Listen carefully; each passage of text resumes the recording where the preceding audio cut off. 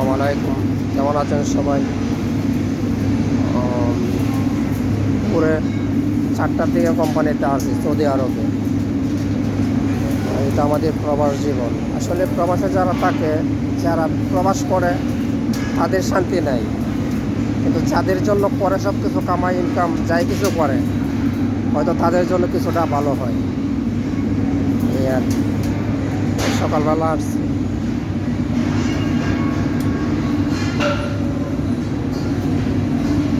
ওয়ার্লিং ওয়ার্লিং করতে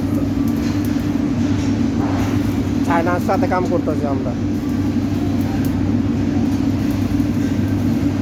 ওর সাথে আমি পায়ারও আছি বর্তমানে। আমিও 30 ওয়েল্ডার, কিন্তু সবসময় সব ডিমান্ড আসে না, এর জন্য কারণ যেটা পাইছি এটাতেই ঢুকছি।